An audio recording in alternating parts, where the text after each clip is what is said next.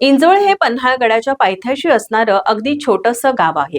पण एक दिवस माझ्या बळीराजासाठी अंतर्गत स्वतः जिल्हाधिकारी अमोल येडगे गावात येऊन दिवसभर शेतात काम करणार म्हटल्यावर शेतकऱ्यांमध्ये अगदी सकाळपासूनच उत्साह आणि त्यांच्या स्वागताची लगबग सुरू होती. जिल्हाधिकारी अमोल येडगे हे तहसीलदार माधवी शिंदे जाधव, गटविकास अधिकारी सोनाली माडकर, विभागीय कृषी अधिकारी पोपट पाटील यांच्या सोबत आले होते. कोणताही डामडौल न करता जिल्हाधिकाऱ्यांनी झाड घेऊन गावकऱ्यांचं स्वागत स्वीकारलं आणि त्या झाडाचे वृक्षारोपणही लगेचच शेतात केलं. यासाठी शेतकरी मानसिंग पाटील यांच्या शिवाराची निवड केली होती. जिल्हाधिकारी येडगे यांनी भात लावणीची माहिती घेत दिवसभर शेतात रोटावेटर चालवून चिखल करून नियंत्रित पद्धतीने भात लावण केले. कृषी अधिकारी शेतकरी यांचं मार्गदर्शन घेत भात लावणीचं उत्पन्न वाढीचे फायदे जाणून घेतले.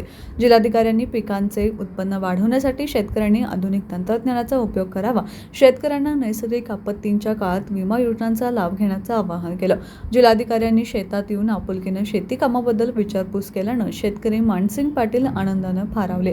अडीअडचणींची विचारपूस केल्यामुळे या शेतकऱ्याला सुखद धक्काच बसला. शेतकरी मानसिंग पाटील यांनी आतापर्यंत शेतीत केलेले प्रयोग, विविध प्रकारच्या बियाणांचे भात, आलं, उन्हाळी ज्वारी, मिरची, झेंडू फुले या विविध पिकांबद्दल माहिती दिली. यावेळी सरपंच अनिता पाटील, ग्रामसेविका माधुरी साळुंखे, शेतकरी उपस्थित होते.